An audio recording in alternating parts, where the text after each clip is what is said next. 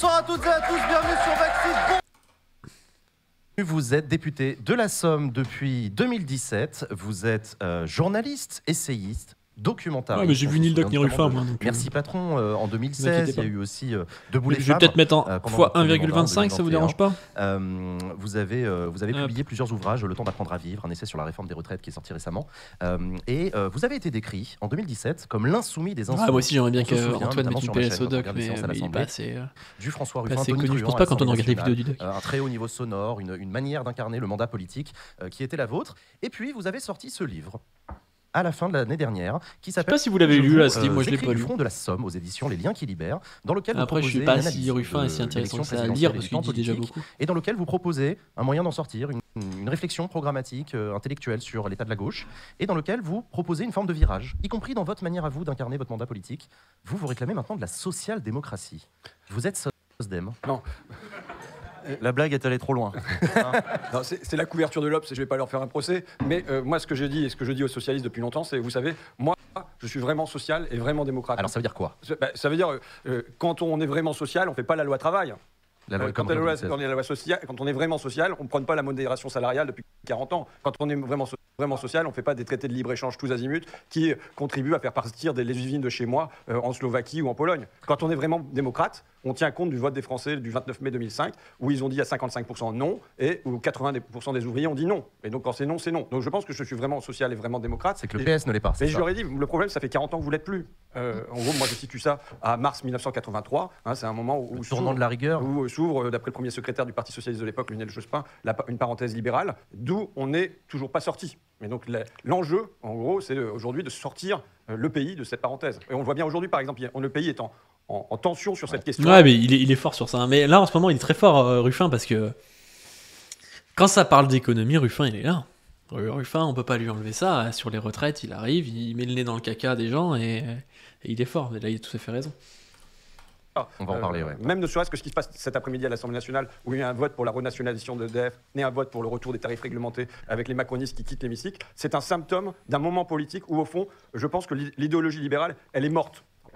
Concurrence, croissance, mondialisation, ce sont des mots qui dégoûtent les gens, qui ne leur font plus envie. Donc il y a un détachement de l'idéologie dominante, c'est Gramsci qui parle comme ça, il n'y a pas de rattachement pour l'instant à autre chose, mais donc voilà le souci dans lequel on se trouve. Mais on a ce temps de détachement, ça ne veut pas dire que le libéralisme est mort, parce que les forces sociales, elles ne reposent pas seulement sur les forces de l'esprit, sur des idées. Les idées, c'est comme une étoile qui est morte, mais qui continue à briller, vous voyez. J'ai l'idée, d'accord, ok, je l'ai. Mais en revanche, il y a des forces concrètes, il y a des forces matérielles, il y a des banques, il y a le MEDEF, il y a la Commission européenne, il peut y avoir un certain nombre d'institutions qui ont des intérêts à préserver la même direction. Donc là, il y a un combat qui est engagé sur comment on s'oriente pour la suite. Est-ce qu'il faut plus d'État, moins d'État? Est-ce que la concurrence doit dominer dans le rail, doit dominer dans la poste, doit dominer dans l'éducation? Ou bien c'est un autre chemin qui doit être trouvé? Chloé. Juste. C'est quoi les points faibles de Ruffin pour toi? Ruffin, en fait, c'est un peu l'anti-Zemmour. Enfin, l'inverse réel, c'est-à-dire que lui, il est sur l'économie, et c'est vrai qu'il y a des sujets, je pense, dont il parle moins. Et donc il est moins fort là-dessus. Si vous parlez de ce féminisme à Ruffin, si vous parlez d'antiracisme à Ruffin, moi je sais pas exactement ce que c'est son discours. Je pense qu'il est capable de faire pas mal de disaster class. Le truc, c'est que Ruffin, il est dans un parti politique qui est assez large pour ne pas avoir forcément lui à traiter ces choses-là. Et c'est pour ça moi que j'aime bien et que je trouve que c'est intelligent, c'est que, ok, il y a des gens qui vont dire Ruffin, il est nul sur l'antiracisme. C'est pas vraiment grave en fait, parce que Ruffin il est dans la France Insoumise, et puis il y en a d'autres qui font le taf là-dessus. Si Ruffin c'était le chef d'un parti, un peu, je sais pas, un peu comme Kuzmanovic par exemple, et que c'était la ligne Ruffin, la ligne du parti, ça pourrait poser problème, mais Ruffin, comme tu dis, du voyageur, c'est un homme de terrain. C'est un homme de terrain, il fait son truc. Quand c'est pour défendre Gisèle, qui est employée à la mairie de je sais pas quoi, à mi-temps depuis 1970, il est là le bonhomme, quoi. Et c'est ça qu'on attend de Ruffin. On n'attend pas de Ruffin à ce que ce soit un décolonial ou ce que ce soit un féministe de ouf, en fait. Même si ce serait un plus, évidemment. Mais Ruffin, c'est pas son job. Sur le vocable social-démocrate, en fait, moi je m'interroge pourquoi choisir des termes déjà qui sont un peu dépassés et puis qui divisent aussi à gauche plutôt que d'amener des termes nouveaux comme par exemple éco-socialisme. Alors, moi, d'abord, j'ai pas dit je suis social-démocrate, je le répète, c'est le titre de l'offre. J'ai dit je suis social et Ça, démocrate. c'est Ils clair. ont remplacé le et par un trait d'union et je le redis, je vais pas leur faire un procès. D'accord. En revanche, si jamais, j'aime pas en fait, je me sens pas derrière un mot particulier, mais si jamais il y a un oxymore que je dois reprendre, un oxymore apparent, pour moi, c'est ce que Jaurès formule en disant réformisme révolutionnaire. Ce qui me paraît beaucoup plus fécondant. C'est-à-dire, et je pense que je suis vraiment dans la durée. Après, vous savez, chacun a des traits de personnalité différents, et à un moment, on choisit d'accentuer un trait de personnalité qui est déjà là en soi. Quoi. Mais c'est quoi le Alors réformisme? expliquez-nous, c'est réformisme révolutionnaire, c'est antithétique. Mais non, Pas ça pareil. n'est pas du tout. Bon, le réformisme, c'est quoi dans l'esprit de Jaurès? C'est se dire, on fait un premier pas dans une direction. Et ça, si le peuple arrive à être assez fort pour faire ce pas-là dans cette direction-là, eh bien, il va prendre confiance et conscience dans sa force et il pourra aller plus loin et ça va lui permettre de relever le nez vers l'horizon. Bon, je vais prendre un exemple évident aujourd'hui, c'est les retraites. Jaurès, à l'époque, en 1910, il me semble, vote la loi sur les retraites. Alors, Bah, c'est aussi, je trouve, un petit point faible de Ruffin. C'est que pour le coup, je pense que c'est pas un grand théoricien, c'est un homme de terrain, c'est son point fort, mais c'est aussi son point faible. C'est-à-dire que je pense que il peut. Aujourd'hui, il est à l'avant parce que ça marche bien, on va dire ce qu'il pense, mais il pourrait ne pas s'adapter à certaines modifications du rapport de force par manque d'analyse matérialiste pour le coup. alors que c'est contre la CGT et contre plein de gens du mouvement socialiste qui considèrent que finalement, on va prendre de l'argent aux travailleurs qui vont mourir avant d'être à la retraite. Et Jaurès qui fait le pari en disant, mais non, ça va être une graine qu'on sème parce que demain, à partir de ça, on va étendre ça et voilà, ça va nous ouvrir un horizon. Il y aura un déjà là. Voilà, il y aura un déjà là. Et moi, je pense que, enfin, après, le bouquin s'intitule Je vous écris du front de la Somme. Et je suis puissamment, moi, habité par là d'où je viens. La Somme. 23 ans de journalisme en Picardie. Et c'est-à-dire 23 ans de qu'on prenne Picardie. conscience de l'état de résignation du pays, des gens. Et donc, comment on sort les gens de la résignation. Donc, on peut prôner un horizon merveilleux, mais grand les gens, soir. ils vont pas accrocher, ils vont pas réussir à nous suivre. Donc, si on veut, je considère qu'on est affaire comme à des malades en convalescence. Et si on leur dit, regardez, on va battre le record du saut en longueur, il y en a pas un qui va se lever du lit pour essayer. Tandis que si on l'aide, si on dit, bah voilà le premier pas dans lequel on va aller. Et puis si on réussit le premier pas, on va réussir le deuxième pas. Et puis si on réussit le deuxième pas, bah, peut-être qu'à un moment, on relèvera ensemble le nez vers l'horizon. Donc je pense que le réformisme révolutionnaire, il porte réformisme, ça veut dire ce premier pas, et révolutionnaire, c'est l'horizon. Raphaël. Ouais, je suis pas particulièrement. C'est des débats des fois de sortir comme ça d'un argument d'autorité avec un truc, c'est pas très clair, réformiste révolutionnaire, on voit pas trop ce que ça veut dire. Enfin, ça paraît être un peu noyer le poisson. Je sais pas, moi je suis pas particulièrement convaincu par ce genre de truc. Je trouve que c'est trop large, quoi. C'est pour dire, ah bah regardez, les révolutionnaires, je les mets dans ma poche, les réformistes aussi, on va faire un peu des deux. En fait, on sait pas trop ce que ça va faire son truc. Mais c'est pas le problème, encore une fois. Moi, ce que je trouve, c'est que Ruffin, il fait du bien. On a besoin de Ruffin à la France Insoumise. Et c'est exactement pareil qu'Obono, par exemple. Enfin, il y a des gens qui vont détester Obono, vous avez le droit de pas aimer Obono, mais c'est intéressant d'avoir Obono à la France Insoumise. Parce que c'est une certaine ligne, c'est pour le coup une militante plus des quartiers, plus antiraciste. Ruffin, c'est plus un militant pour le coup de la France périphérique, comme je crois qu'il utilise le terme, hein, Ruffin, il utilise le terme de Guilly. C'est intéressant d'avoir ces profils-là justement parce qu'ils peuvent rassembler et porter un programme commun au final qui est le programme de la diversité aussi des différents corps sociaux dominés en France, qui sont à la fois des gens des banlieues, mais à la fois aussi les gens qui sont dans la périphérie et qui voient la désertification médicale, d'ailleurs, qui est un truc qui touche à la fois les banlieues et la périphérie, qui voient les usines se barrer et plein de choses comme ça, quoi. Ça rappelle le hollandisme révolutionnaire dont se réclamait Emmanuel Todd pour appeler à voter François Hollande. Non mais c'est vrai, moi je trouve ça pue un peu la merde, son truc de réformisme révolutionnaire. On rappelle quand même à toute fin utile que la France périphérique n'existe pas. Oui, c'est vrai. La France périphérique n'existe pas. Le concept est un peu battu en brèche par tous les experts du milieu. Et en plus de ça, c'est un concept qui est profondément anti-marxiste.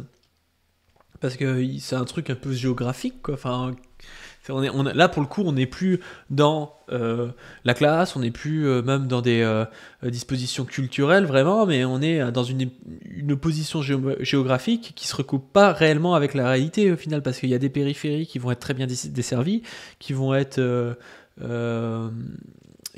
assez riches, il y en a d'autres non. Enfin, qu'est-ce que ça veut dire? Et puis il y a des bourgeois de périphérie. Enfin, c'est le mec qui vit en périphérie parce que Parce qu'il a bossé dans des villes et puis après il a eu un peu d'argent, il s'est mis en périphérie, il gagne bien sa vie. Enfin, c'est pas en quoi de la France périphérique là, ça fait effet comme concept. Je trouve pas que ce soit très très intéressant quoi. Ça nique l'idée d'une bourgeoisie réac de province qui a existé de tout temps, qui a été le bastion des contre-révolutionnaires, évidemment. Évidemment, ce truc de France périphérique. Non, ça pue. En fait, mettre en avant la France périphérique, ben, ça fait plus le jeu des identitaires de droite.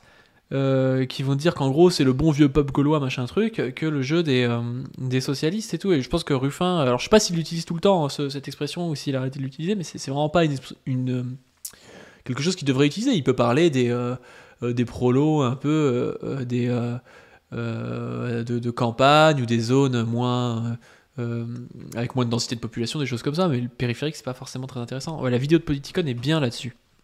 Surtout un concept utile à la droite et à l'extrême droite, mais oui, je pense. Et encore une fois, ça, c'est un truc qui est, dont je vous avais parlé dans la dernière vidéo sur Loïc Chéniaud, sur Lucien Goldman. L'identité entre les jugements de fait et les jugements de valeur, bah, c'est un peu ça. C'est-à-dire que quand on commence à... quand on fait un jugement de fait, en fait, il y a toujours un jugement de valeur derrière. Même s'il est inconscient. Et en fait, quand on utilise certains mots et tout, bah, des fois, ça colporte tout un tas de valeurs et ça colporte déjà une vision du monde. Et dire non, mais j'utilise juste le terme vision France périphérique, mais moi je suis de gauche. Bah, évidemment, c'est vrai pour toi, mais en fait, c'est pas forcément la meilleure chose à faire parce que quand tu utilises les jugements de fait d'une certaine droite, t'as tendance en fait à apporter avec les jugements de valeur de cette droite. Tu votes ou t'es plus sur la ligne d'AG en mode abstentionniste vénère? Non, moi je vote. Moi je pense qu'Antoine se trompe là-dessus et que Bégodeau se trompe là-dessus.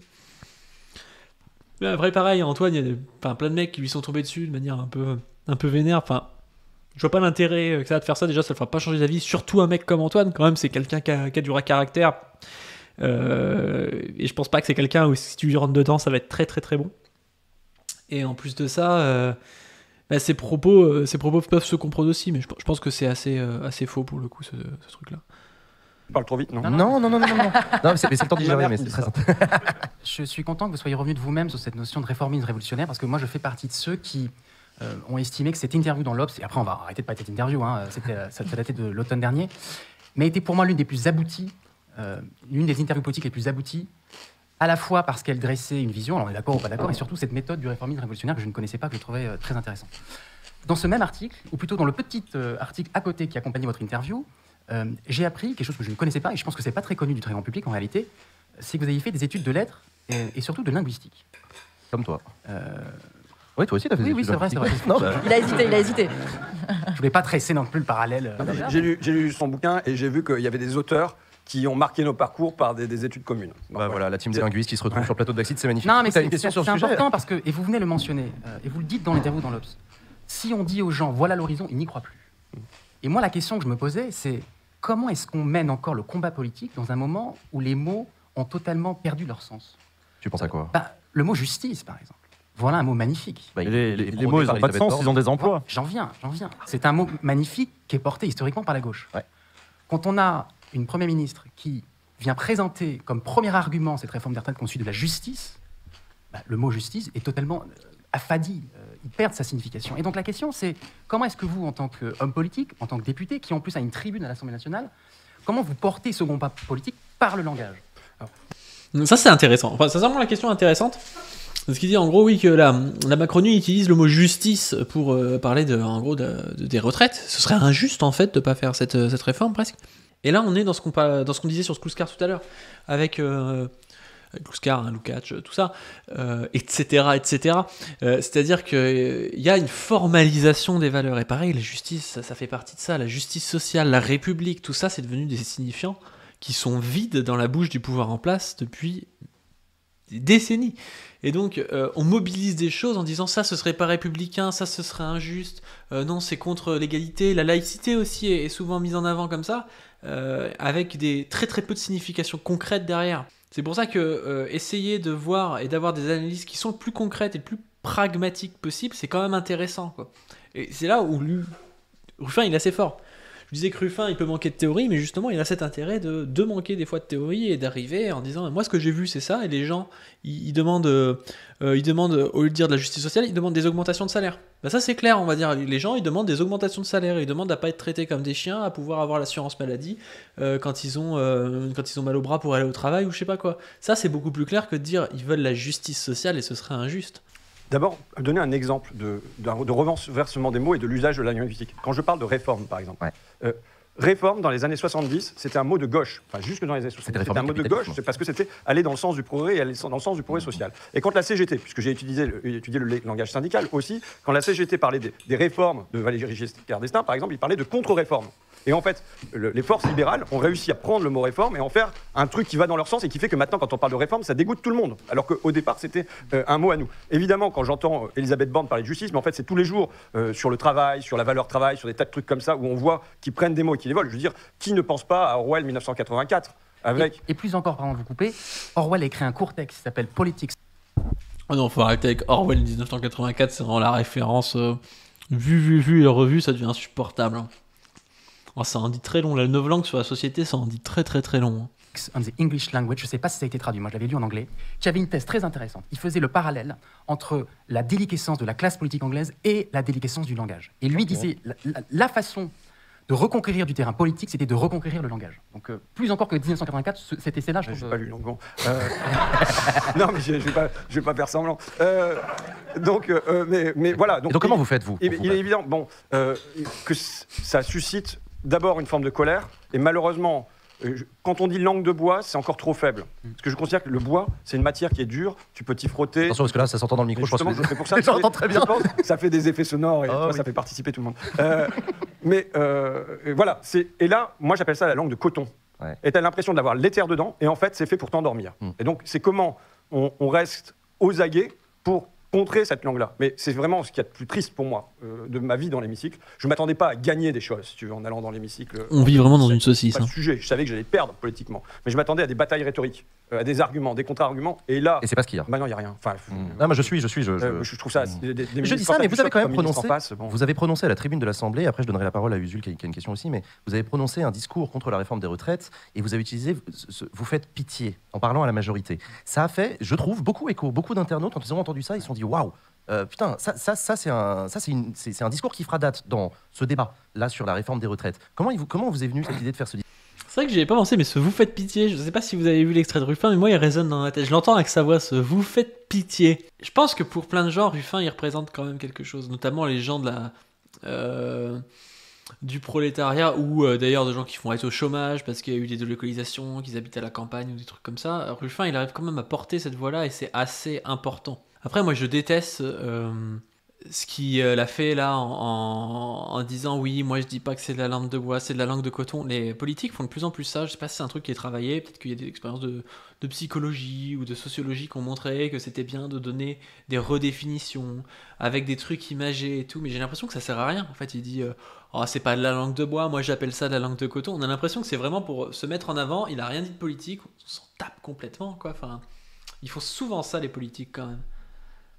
Ruffin représente les gens de la France périphérique qui n'existent pas. Bah oui, exactement. D'ailleurs, la France n'existe pas, on a vu ça hier avec Pégodo. Tu peux pas nous passer l'extrait vite fait? Oh, mais je vais pas le trouver, ça doit être un extrait de... On peut peut-être le trouver sur sa page si vous voulez. Vous faites pitié. Oui, monsieur le ministre, mesdames et messieurs les députés et monsieur le président ici absent, vous faites pitié. Voilà le sentiment que vous m'inspirez. Notre pays vient de traverser la crise Covid. Nous en sortons usés, fatigués, exaspérés. Derrière, nous plongeons dans la guerre en Ukraine, avec l'essence à plus de 2 €, avec les factures d'énergie qui bondissent. Dans ce tunnel, quelle lumière allumez-vous pour les Français? Aucune. Quelle espérance, quel projet, quel désir d'avenir? Rien, rien. Juste cette petite chose, banale, mesquine, étriquée, une réforme des retraites, quelle médiocrité, vous faites pitié. Bah ouais, mais c'est... Non, il est fort pour ça. Après, il a quand même Enfin, je trouve qu'il a un peu de manque de charisme, des fois, Ruffin. Et c'est peut-être aussi ce truc-là. Enfin, je sais pas si c'est du manque de charisme ou si c'est un peu. En fait, on est tellement habitué à avoir des hommes politiques bourgeois ou vraiment inclus à la culture bourgeoise que lui qui se veut un peu plus populaire et qui arrive des fois avec des choses plus simples. On le voit moins dans certaines positions de pouvoir et c'est peut-être au fond du mépris de classe inconscient, quoi. Et c'est peut-être pour ça d'ailleurs aussi qu'il plaît à certaines populations, mais c'est vrai que des fois, je sais pas, je trouve qu'il surjoue un peu des trucs, ou enfin je sais pas si ça vous fait ça vous aussi. J'envoie du love sur pas du stream, bah super, salut. Y a Onfray qui dit de la merde sur Twitter, comme d'hab. Un jour t'auras des problèmes rétro, t'appelleras pas d'urine, super. Je sais pas si c'est vrai. J'ai l'impression que Ruffin est un très bon élément pour draguer la gauche blanche, pour parler comme Moria et compagnie. Alors, je pense pas que... Non, je pense pas que... Enfin, si on utilise les termes d'Ouria, c'est pas la gauche blanche, c'est les beaufs. Parce que la gauche blanche, c'est la gauche qui profite de l'exploitation raciale un petit peu. Donc, pour parler comme Ouria, non, il est bon pour parler avec les beaufs, quoi. Et je pense que c'est vrai, ouais. Je trouve que l'intonation n'est pas bonne. Macron, je trouve pas charismatique perso. Il bafouillait beaucoup au début. J'avoue la mèche, là. Ouais, Macron, moi je trouve, je sais pas s'il est charismatique, mais je trouve qu'il est trop bon, quoi. Je le trouve trop bon en débat et tout. En fait, il arrive toujours à se mettre dans la poche ceux qu'il faut qu'il se mette dans la poche, c'est-à-dire les petits vieux. Je sais pas comment il fait, mais t'as toujours l'impression qu'il a au fond de lui une sincérité et qu'au fond, il adorait sa grand-mère et que je sais pas quoi, et puis qu'il faut quand même voter pour lui parce qu'il est jeune et qu'il est gentil, quoi. Je sais pas comment il fait ça, le gars, il est trop fort. Ouais, il a de la pratique, non mais c'est ouf, quoi. Après, c'est un homme d'affaires un peu, c'est un vendeur de tapis, il a réussi à faire des trucs, mais il est trop bon pour ça, quoi. Alors, ce type est détesté par une grosse partie de la population, mais c'est la partie qui de toute façon ne votera pas pour lui, donc c'est pour ça qu'il est trop fort, c'est que, bien sûr, je pense que c'est un des présidents les plus détestés. Genre, tu demandes à un type qui est ouvrier de 56 ans et tout, il déteste Macron. C'est le mec de centre-ville qui est trop jeune pour ce qu'il a et tout, et qui est hyper autoritaire et qui va te faire bosser plus. Mais de toute façon, que ce type-là déteste Macron un petit peu ou beaucoup, ça change rien parce que de toute façon, il votera pas Macron. Alors que le petit vieux, il peut voter Macron ou il peut voter aussi Pécresse. Et au final, il a voté Macron, quoi. Et c'est ça qui comptait pour Macron. Il vit avec une petite vieille, il pratique. Oui, c'est vrai. Il a surtout un skill pour sortir le mot littéraire random. Non, mais ça, c'est sûr, ça. La théorie, c'est son parcours en art dramatique. Mais ce qui me fait marrer, c'est qu'en plus, on nous l'avait présenté comme un génie, le Mozart de la finance, le gars et tout. Enfin, il a fait une prépa comme beaucoup de gens. Et il a même pas eu, au final, au début, ce qu'il voulait. Enfin, il a un peu forcé le truc. Et le gars, on nous l'a présenté, c'était Einstein, quoi. La cocaïne doit aider dans les prises de parole à mid-ricker aussi. Non, mais c'est ça, le mec. Ah, le gars, c'était le type qui écrivait pour Ricker, limite. Le meilleur trader. C'était ridicule, quoi. Mais, nous, on est un petit peu politisé. Je pense qu'on s'en rend compte. Enfin, dès le début, on s'en est rendu compte, quoi. Mais le problème, c'est que ça marche avec des gens. Et c'est ces petits trucs-là qui font grappiller quelques pourcents, au final, qui manquent à la fin. Et pareil, là, je pense que vous en rendez tous compte, mais Mélenchon, il se fait taper dessus tout le temps. On a l'impression que le mec, surtout quand il commence à être haut, on a l'impression que c'est le Che Guevara, quoi. Et ces trucs-là, ça fait perdre quelques pourcents aussi qui pourraient bénéficier, quoi. Donc c'est le problème, hein. C'est que face à ça, on est un peu impuissant, quoi. Le moment où vous dites ces 4 vérités au gouvernement et à sa majorité, comment vous vous dites on va arriver à ça ? En fait, il s'agit de voir que pour moi, il y a une immense tension entre la médiocrité de la réforme qui est proposée, qui consiste quand même à l'arrivée, d'après la Direction générale du Trésor, à aller économiser 0,1 point de PIB. Ouais, c'est d'une nullité absolue, qui contraste avec le moment tragique dans lequel nous vivons, et qui réclame pour moi de la grandeur. Le moment tragique, c'est quoi ? C'est des Français qui sortent de la crise Covid, de la guerre en Ukraine, qui sont isés, qui sont exténués. C'est les factures qu'on se demande comment on va payer. Donc il y a ça. Il y a, vous regardez, je ne veux pas faire un état apocalyptique du pays, mais quand vous avez en même temps l'école qui recrute en job dating, pilier de la République, l'hôpital, pilier de l'État social, qui est en lambeaux, moi chez moi à Abbeville, avec des grandes difficultés à recruter des infirmières, quand vous avez les réacteurs qu'on n'est pas foutu de réparer parce qu'il faut aller faire appel à des soudeurs américains ou canadiens, quand vous avez les trains qui ne circulent pas par manque de conducteurs, bon, c'est quand même... quand il y a une pénurie de médicaments dans les pharmacies, je ne veux pas en brosser un tableau économique, mais on a quand même quelques petits sujets à résoudre avant d'aller se bagarrer, se diviser, s'acharner sur la réforme des retraites. Et je dis... Pour moi, l'enjeu majeur, mais ça paraît quand même être évident, c'est affronter le choc climatique. Affronter le choc climatique, ça demande une transformation de la société. Ça demande qu'on se demande qu'est-ce qu'on va faire pour l'énergie, qu'est-ce qu'on va faire pour les déplacements. Pourquoi il appelle ça le choc climatique, lui Putain, mais ce qui est ouf, c'est qu'on a eu des élections présidentielles il n'y a pas si longtemps, tous ces sujets-là, ils ont été quand même passés sous silence. Et c'est là où on voit la puissance du pouvoir médiatique de mecs comme Bolloré et tout, c'est qu'ils ont réussi à faire comme si Zemmour, c'était... le truc incroyable et qu'il fallait parler d'immigration et de sécurité. Et au final, ça s'est joué beaucoup autour de ça, alors que les gens, si tu leur parles soit d'immigration, soit tu leur parles de retraite, en général, ils vont plutôt être intéressés. Enfin, le truc qui les touche directement, c'est plutôt la retraite, quoi. Et là, on le revoit, évidemment, Macron est élu et les gens comprennent bien que le truc urgent, c'est pas de savoir combien d'immigrés vont rentrer en France, mais c'est de savoir s'ils vont bosser plus ou pas, quoi. Enfin, c'est choquant. C'est vraiment choquant, en fait, de se faire baiser comme ça, et tous les 5 ans, c'est un peu pareil. Faut envoyer les cadres de LFI en stage dans des EHPAD. Déjà, ça va soulager ces institutions. Ça va faire développer... Non, je sais pas lu. Développer des compétences électorales. Oui, ça va leur faire développer des compétences électorales. Après, je pense que les gens qui sont députés chez LFI, c'est sûrement... Alors, peut-être pas les cadres, hein, mais c'est sûrement ceux qui sont le plus proches du milieu du travail, parce qu'ils ont fait quand même élire pas mal de gens qui étaient des gens qui étaient dans le milieu du travail. Que penses-tu de la surveillance dont tu fais l'objet par la DGSI? T'inquiète. C'est pour ça qu'en fait, j'arrive à faire des viewers là sur mes premiers lives, c'est parce qu'il y a une quinzaine de mecs de la DGSI en fait. Qu'est-ce qu'on va faire pour l'industrie? Ça demande d'embarquer le pays, et je dis la totalité du pays, je viens pour parler de la France. Ça demande de l'embarquer, y compris les gens de droite, et y compris les entrepreneurs, ça demande d'embarquer tout le monde dans une direction, par une forme d'enthousiasme, par une forme d'envie, par une forme d'appétit. Et quand on contraste avec ça, ce qu'on te propose dans cette sortie du tunnel, où en fait on ne sort pas, c'est un truc aussi médiocre que la réforme des retraites, qui est d'une banalité affligeante. Je veux dire, c'est du sous-Balladur, c'est du sous-François Fillon, c'est effrayant de nullité. En fait, je me dis, à ce moment-là, autant les traiter par une forme de mépris. Et évidemment, l'expression qui vient, c'est vous faites pitié. Non, il y a un renversement. Voilà, donc. Olivier Dussopt, il me fait vraiment pitié, même quand je le vois, quoi. Il y a un truc. Il dort pas beaucoup en ce moment, ouais. Alors, t'es le tribun aussi du retour au réel. Non, mais ça, c'est vrai. Hein. Sincèrement, il y a eu des trucs qui avaient de la gueule, mais c'est vrai que la réforme, en plus, elle fait pitié. On voit que les mecs, ils sont pas prêts, ils se contredisent tous et tout. C'est même pas bien joué, quoi.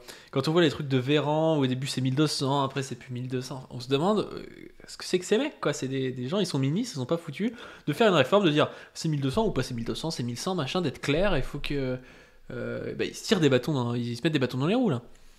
Je pense au contraire qu'ils jouent le flou le plus longtemps possible. Oui, c'est vrai, mais au final, ça a fini par la baudruche à péter, quoi. Tous les gens ont compris que c'était de la douille.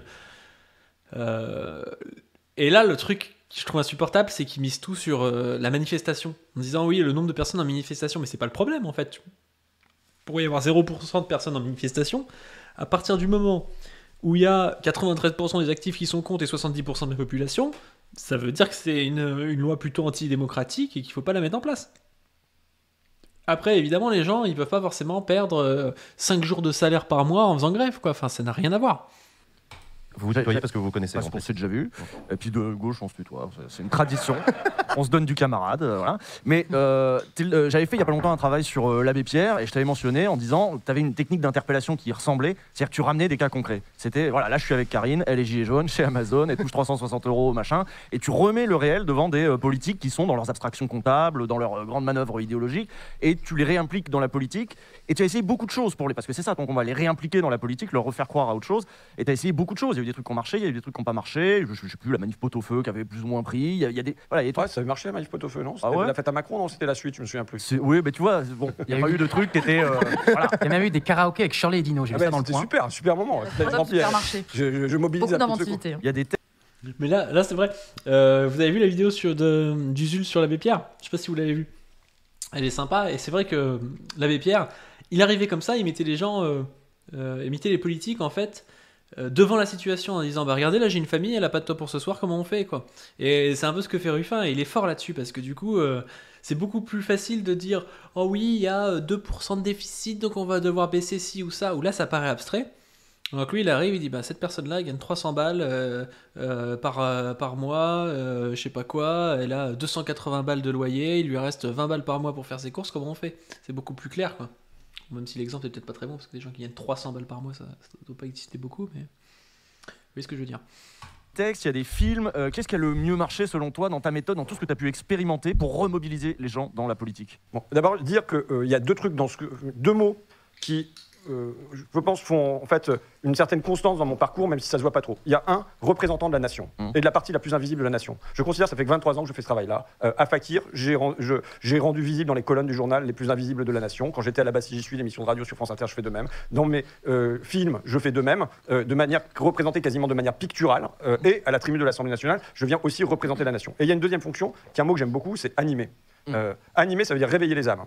Et ce que je disais tout à l'heure sur la résignation. Je sais que, je le dis pendant ma campagne électorale, je disais mon adversaire, c'est toujours la finance, mais c'est surtout l'indifférence. Et c'est comment on fait, c'est ce qui est notre pire ennemi. C'est quand on rencontre notre voisin, comment on fait pour le sortir du c'est comme ça. Le c'est comme ça, c'est une tautologie, le ça renvoie au ça. On est enfermé là-dedans. Et donc c'est aussi le piège, ça y est, j'y arrive, mais c'est aussi le piège du réel. C'est-à-dire que quand la réalité ne renvoie qu'à la réalité et on est piégé là-dedans. Et donc il faut trouver des issues de secours pour ranimer les gens. Et donc en effet, j'essaye tout. Moi, il y a des fois, ça va. Et bon, je pense que le film, par exemple, je veux dire, l'image est un outil populaire aujourd'hui, plus que l'écriture. Je sais que quand je fais un livre, c'est pas un outil populaire. C'est un outil d'interpellation d'un certain champ, mais c'est pas un outil qui est directement populaire. Là, il est pragmatique. Là, c'est intéressant quand même. Parce que les mecs qui passent leur temps à faire des choses au final sans jamais se demander quelles conséquences ça a sur le réel, bah, c'est vrai que c'est débile. Tu peux faire des choses pour te faire plaisir, mais à ce moment-là, tu fais pas de la politique, quoi. Et c'est vrai qu'à travers de ces films, Ruffin, il a réussi à faire parler de lui, à devenir incontournable. Et en devenant incontournable comme ça, bah, ça permet de mettre en avant les thématiques et les gens qu'il a envie de protéger, quoi. Donc c'est vraiment pas mal. Que penses-tu du choix de la NUPS de ne pas vouloir du référendum du RN? Et plus généralement, est-ce qu'à gauche, on doit absolument rejeter tout ce qui vient de la droite? Et ben, le truc, c'est que... Alors, je sais pas ce qu'il y avait dans la proposition de loi exacte du référendum, mais je suis pas sûr que ce soit très bon pour l'image de la gauche. En fait, je pense qu'il faut réfléchir de manière pragmatique. Le problème, c'est pas est-ce qu'on s'associe ou pas avec l'extrême droite. Ça, c'est une position, encore une fois, métaphysique, presque morale. On s'en tape, c'est pas le problème. Le problème, c'est pas de savoir si, est-ce que dans tous les cas, si y a quelqu'un d'extrême droite qui veut sauver la vie de mon enfant, faut que je refuse. Non, c'est pas le souci. Il faut se dire, dans chaque situation, est-ce que c'est un intérêt pragmatique? C'est une question qui est pas si évidente parce que ça normalise l'extrême droite de voter avec elle sur certains trucs. Pour ce référendum-là, je sais pas le contenu du référendum exact, mais si c'était le même contenu ou quasiment du référendum de la NUPS, c'était très facile de dire bon bah on a voté pour. Parce que c'est la même chose que le nôtre, et puis on fait passer l'intérêt des Français avant nos petits combats politiques. Donc je pense que moi je serais plutôt favorable au fait de l'avoir noté, parce que sinon, sinon là, ça donne quand même une mauvaise image de voir ce truc vide avec la gauche qui fait comme si un peu nos passaranes et tout, sauf que tout le monde a compris que plus ça va, plus l'extrême droite est comment ça s'appelle, est normalisée. Après il y a Néo Brèche qui dit de toute façon ça serait jamais passé, c'est vrai aussi. Donc de toute façon c'est pas forcément quelque chose qui est très très important parce que ça va pas passer. Mais par contre au niveau de l'image que ça renvoie, je sais pas ce que vous en pensez, c'est pas une question qui est évidente. Mais les mecs qui disent c'est évident qu'il fallait pas voter ce truc là, je sais pas sur quoi ils s'appuient, c'est un peu au dos mouillé je trouve. C'est pas évident qu'il fallait le voter, moi je penche peut-être plus pour le voter parce que je trouve que ça permet de dire bah voilà nous c'était la même démarche, on a mis ça en avant, alors que sinon là ça renvoie plutôt que l'opposition à Macron du coup bah, c'est le RN qui a déposé son truc et puis le RN va aller dire bah vous avez vu la NUPS c'est une des faux opposants parce qu'ils votent pas contre nous. Rien d'évident en politique, oui c'est sûr, mais là donc je trouve que c'est pas, ça paraît simple en fait, c'est pas si simple comme question. Ça crée un précédent symbolique. Je pense plutôt qu'il aurait fallu la voter aussi, les images sont très mauvaises, je pense aussi ouais. Au niveau de la mobilisation du camp social, c'est assez mauvais, bah ouais. Et mine de rien, donc ce que tu dis aussi, c'est que c'est très dur de faire sortir les gens du réel en leur promettant un horizon, parce que déjà, soit ils croient pas à l'horizon, il paraît trop lointain, etc. Ceci dit, est-ce qu'aujourd'hui, il n'y a pas des choses qui sont en train de bouger dans le rapport des gens au travail, à la cause écologique? C'est-à-dire que cet imaginaire est en train de se construire, est en train de se cristalliser autour d'un certain nombre de choses. Est-ce que tu l'observes, ça? Je crois qu'on a, mais depuis longtemps, dans la durée, on a comme un geyser d'énergie sous nos pieds. Ouais. Il y a un désir d'autre chose. Dans le pays, il y a un profond désir d'autre chose. Mais c'est comme si les gens ils mettaient une carapace sur leur cœur et qu'ils n'osaient pas croire que cette autre chose soit possible. Alors, on peut le voir dans des grands moment politique, je disais le 29 mai 2005, qui est une aspiration à autre chose que la concurrence libre et non faussée. On peut le voir dans Nuit debout, quelque part, qui était pour la classe urbaine de centre-ville, éduquée, une aspiration à autre chose. On peut voir l'aspiration à une autre chose métaphysique, pour moi, dans le mouvement des Gilets jaunes aussi. Mais il y a des signes infrapolitiques qui me paraissent vachement intéressants. Quand on demande aux Français, est-ce que vous pensez qu'il faut accélérer ou ralentir ? Il y a les 2 tiers des Français qui disent il faut ralentir. Ouais. Et c'est très, très minoritaire. Alors que Macron, son maître mot, c'est accélération, accélération, accélération. Donc on a un système qui va accélérer. Quand on demande aux Français, qu'est-ce que vous pensez, qu'est-ce que vous voulez comme maison ? La maison high-tech, avec tous les objets connectés, ça vient en tout dernier. Ce qu'ils veulent, c'est un cocon familial avec un jardin. Donc l'aspiration, elle est profondément là. Quand on demande aux Français, est-ce que vous pensez qu'on va sortir de la crise climatique par des changements technologiques ou par des changements dans la société ? Très massivement, ils répondent par des changements dans la société. Donc je pense qu'on a puissamment sous les pieds un désir d'autre chose qui peine à se cristalliser, qui peine à s'incarner. Et là, c'est intéressant parce qu'en plus, Ruffin, il renvoie au final au fait que la Macronie, étant toujours, comme tous les capitalistes, ils sont toujours à courir derrière le profit, à mettre en avant des fois des innovations, des startups et tout, des trucs où, même parmi les jeunes, la plupart s'en branlent en fait. Enfin, des trucs de start-up innovants, je sais pas quoi, ça fait pas rêver grand monde dans la population. On pourrait très bien avoir des sondages, mais je veux dire, ça doit pas être plus de 5-10% de gens qui veulent vraiment aller dans ce sens-là. Parce que les vieux, ils s'en foutent, et puis même parmi les jeunes, ça fait pas consensus. Donc entre les gens qui veulent ralentir parce que ça va trop vite, le monde va trop vite pour eux, donc, truc presque un peu réac, mais qu'on peut comprendre aussi parce que le monde les a oubliés.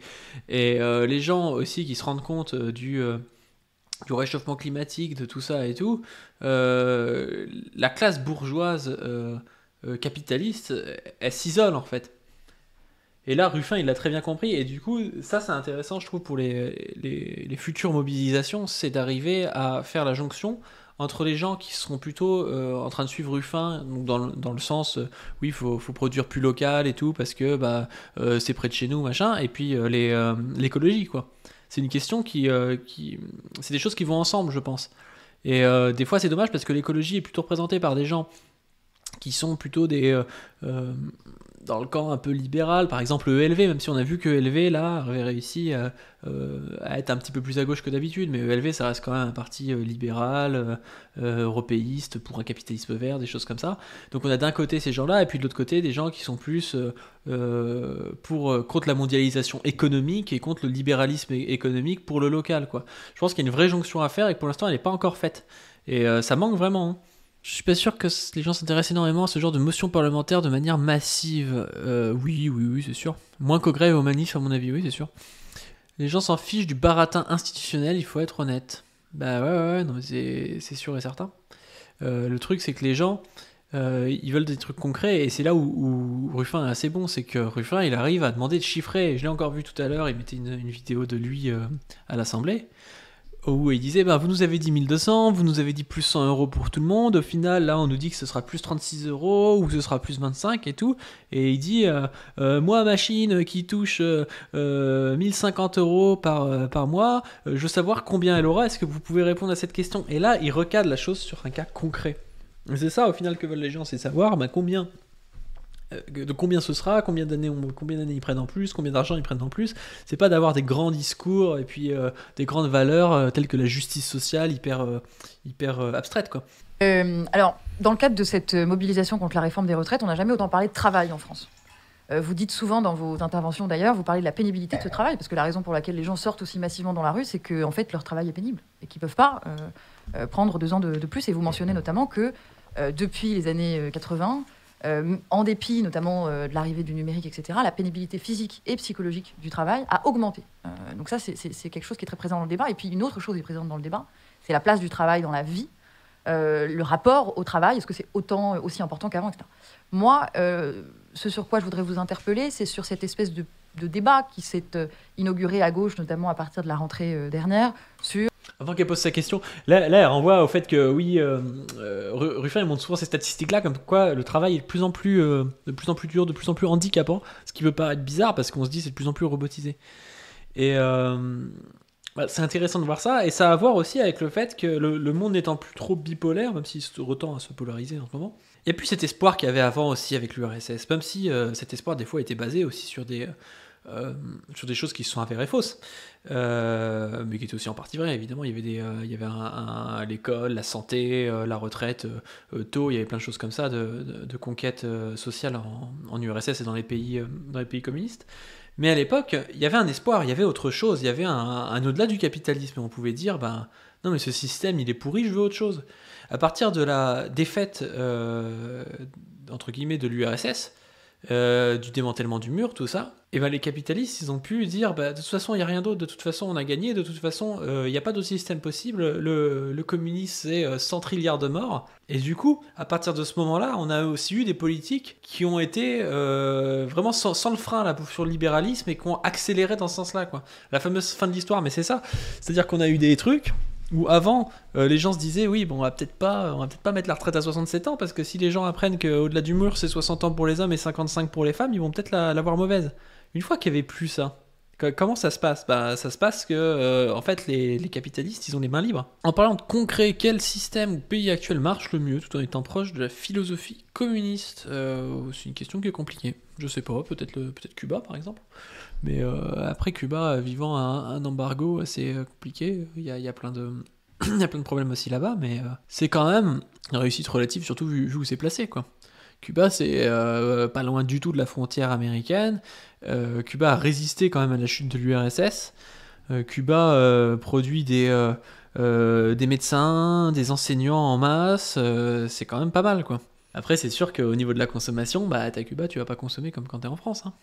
La gauche du travail versus la gauche des allocs, la gauche n'aime pas la valeur travail, etc. Est-ce qu'aujourd'hui, ce soir, vous pouvez réconcilier et comment dire, ces visions et essayer de solder ce débat, et comment ? Je pense que ça fait 6 mois que je le fais, et je pense que je l'ai fait en particulier dans ma DG, dans mon discours. DG, ça veut dire Discussion générale. Voilà, discussion générale, En live sur la lundi soir sur les retraites, en disant, pardon ? En live sur la chaîne Twitch de Jean Messier, mais ça les gens le savent. Voilà. Mais c'est-à-dire que pour moi, le droit à la paresse ne s'oppose pas à la valeur travail. Au contraire, les deux se conjuguent. C'est-à-dire quoi ? C'est-à-dire que l'histoire du mouvement ouvrier, c'est une histoire à la fois de dignité du travail, de gagner sa vie en travaillant et d'en être fier, et en même temps de libérer des temps hors travail. C'est-à-dire c'est la fin du travail des enfants, c'est le congé maternité, c'est le dimanche chômé, c'est le samedi à l'anglaise, c'est les congés payés, c'est la retraite, et enfin la retraite à 60 ans. Et donc, c'est les deux qui sont conjugués. Alors, j'ai eu cette formule en disant que finalement, c'était le droit au repos, le droit à la vie conjugué avec le droit au travail qui faisait ce bel et éternel enfant qui est le bonheur. Parce que je pense que... de la même manière que ici, vous êtes fiers de votre travail. Je veux dire, moi, j'ai fait des tas d'entretiens depuis 23 ans. Les gens, ils aiment leur métier. Ils n'aiment pas la manière dont on leur fait faire leur métier. Et c'est vrai, par exemple, même dans des métiers comme caissière. On se dit, caissière, s'il y a des caisses automatiques, c'est pas grave. Mais en fait, les caissières qui ont une mémoire de leur travail, elles se souviennent... Il arrive à baiser Roussel et Rousseau là-dessus, quand même. Elles ont un moment de discussion. Et puis avant, il y avait une liberté de parler d'une caisse à l'autre, de parler avec les clients. Ce qu'elles n'ont pas enfermé, c'est quand on leur a demandé de faire du spam. Sourire, bonjour, au revoir, merci. Spam plus. Sourire, bonjour, au revoir, merci. Est-ce que vous voulez la carte de fidélité ? Vous êtes auxiliaire d'une machine qui... Mais voilà, donc finalement, c'est déjà transformer les humains en robots, et après, tu as moins de mal à mettre des robots à leur place. Et donc là, c'est... Pas seulement les robots, c'est les méthodes de management qui sont perfectionnées. En fait, il y a eu une grosse crise du travail dans les années 70, où on s'est demandé comment les gens allaient continuer à accepter la violence du travail. Il y a eu mai 68, ça avait pété. Donc on a réfléchi à comment contourner ça, comment dominer plus doucement, et ça a donné le management tel qu'il est maintenant, qui ne dit pas son nom, mais qui, mine de rien, mesure, met en compétition, au lieu d'avoir des injonctions directes. Et ça a eu un effet où les gens eux-mêmes, leur travail a été rendu beaucoup plus pénible comme ça. Ils sont toujours mesurés, toujours notés, etc. On est trop fort là-dessus, Ruffin, parce que Rousseau, elle arrive avec son truc, là, face à Roussel. Déjà, c'était insupportable, ce moment Rousseau-Roussel, là, qui se répondait pour faire le buzz chacun. Mais Rousseau, elle était en mode... la retraite à 60 ans, le droit à la paresse, mais... Elle vit sûrement pas dans les mêmes endroits que la plupart de la population, mais ça paraît tellement hautain comme truc de dire à quelqu'un la retraite à 60 ans, t'as le droit d'être paresseux. Non, la retraite à 60 ans, c'est j'ai cotisé pour, j'ai travaillé, je prends ma retraite à 60 ans, c'est pas je suis paresseux. Et puis, c'est vraiment une vision du monde de bourgeois en fait qui dit pas son nom, mais de bourgeois qui veut être gentil avec le faible. Et du coup, ça paraît vraiment très très paternaliste comme avis. Et à côté de ça, Roussel qui était là un peu en mode gauche du Zaloc contre gauche du travail, ça permettait de le placer lui comme étant le candidat de gauche un peu respectable. Mais c'était un peu ridicule parce que en fait les deux vont ensemble comme dit Ruffin. On n'a pas à choisir entre avoir 5 semaines de vacances et puis avoir le droit au travail et être fier de son travail. Enfin, il a tout à fait raison là-dessus, Ruffin. Je vais revenir sur ce que vous racontiez tout à l'heure sur l'aspiration à un monde nouveau et peut-être se projeter dans la suite. Il y a un laboratoire d'idées qui s'appelle Destin commun, qui est très intéressant parce qu'il clusterise la société française sur des critères non socio-démographiques, mais par groupe de gens homogènes en termes de vision du monde et des valeurs. Il y a plein de groupes. C'est Cluster 17, c'est ça? Alors c'est le même système, c'est un autre institut. Un peu Ah ok, différent. ils font Pourquoi j'en parle? Parce qu'il y a des groupes, les identitaires, il y a des libéraux optimistes. Il y a un groupe où ils ont montré qui est déterminant pour gagner le pouvoir, ça s'appelle les attentionnistes, C'est quoi ça? qui votent successivement à droite, à gauche. Ce sont des gens qui sont attachés, au fond, à ne pas trop perdre sur leur confort et qui sont attachés aux gens qui sont sérieux. Pourquoi je parle de ça? Parce que vous avez une rhétorique qui est très intéressante et sur laquelle j'aimerais bien vous entendre. Vous dites souvent « nous sommes les modérés ». Le sérieux a changé de camp. Alors, est-ce que vous pouvez nous expliquer, parce que c'est un peu contre-intuitif, et surtout, comment est-ce que ça va s'inscrire dans des signes? Là, je reprends ma casquette de sémiologue. Comment est-ce qu'on va pouvoir le voir? Comment est-ce qu'on va réussir à décoller cette étiquette que la droite et que le gouvernement essaie Ça, de poser, c'est à stylé, savoir, ouais. vous êtes la gauche qui bordélise le pays. Vous êtes l'extrême gauche. Bah oui, Macron, c'est l'extrême centre. D'abord dire Il est beaucoup plus à quel extrême point au ce final sont que des Mélenchon. extrémistes. Ce sont des extrémistes quand, aujourd'hui, sur la réforme des retraites, il y a 7 Français sur 10 qui disent non avec constance. Quand il y a 9 salariés sur 10 qui disent non. Quand tous les syndicats sont unis pour dire non. Quand tu as des chefs d'entreprise qui disent c'est une bêtise dans l'hôtellerie, dans le bâtiment, chez les artisans. Quand tu as tout ça et que tu décides de quand même passer par-dessus le corps social pour faire ça, je suis désolé, je ne vois pas comment appeler ça autrement que c'est un comportement d'extrémiste. Mais je prends un autre... là, apparemment, ils veulent nous remettre le traité Mercosur, de libre-échange entre Viktorovic de l'Europe Twitch. et le Mercosur. De- Ça y est, ça revient. de Donc, Wish. moi, je veux dire, pour moi... Macron s'y était opposé au nom de la lutte pour le climat. Voilà, mais pour moi, c'est se dire qu'à l'échelle de la planète tout entière, on doit avoir une libre circulation des capitaux et des marchandises, c'est un projet qui est démiurgique, utopique C'est pas sérieux. et extrémiste, par les conséquences sociales et climatiques que ça a. Et venir dire, moi, qu'est-ce que je prône? Parce que je suis en faveur de taxes frontières, de barrières douanières, de quotas de portation depuis très longtemps. Hein. Mais venir dire, il y a 10 000 lignes tarifaires à l'OMC, quels sont les produits sur lesquels on estime qu'il faudrait une régulation? Sur le médicament, je pense que c'est prioritaire. Et donc là-dessus, bah oui, il faut une régulation du marché. Je veux dire qu'au fond, profondément, je pense que les pragmatiques, c'est nous, et les dogmatiques, ce sont eux. Il y a un certain fanatisme de la concurrence en face. Alors, la difficulté, même, regardez, Total fait... Ça, c'est important. C'est vraiment penser en dehors des, en dehors des dogmes. Et enfin, on le fait pas assez. On se fait souvent piéger, en fait, parce qu'il y a des positions qui ont toujours été comme ça. Et puis les gens ont toujours considéré, au final, que le mec qui était le bourgeois en place, c'était le modéré, c'était l'état actuel des choses, c'était le centre. Et donc, du coup, que tous les gens qui remettaient en cause cette personne, c'était un peu des extrémistes et puis que c'était un peu dangereux. Mais au final, aujourd'hui, surtout quand on voit la marche à la guerre, on marche à une extinction de masse au niveau des espèces, au réchauffement climatique, à la guerre contre des puissances nucléaires, à une chute de l'espérance de vie en bonne santé, à un travail... Enfin, tout est extrême, en fait. Et les mecs arrivent et puis font comme si c'était eux qui étaient sérieux, et puis que le dangereux Mélenchon, quand même, il était vraiment très dangereux, et que c'était un extrémiste, et que c'était le nouveau Lénine, quoi. Enfin, c'est dingue. fait 20 milliards d'euros de bénéfices, paye 0 € d'impôt sur les sociétés. C'est quand même d'une aberration infinie.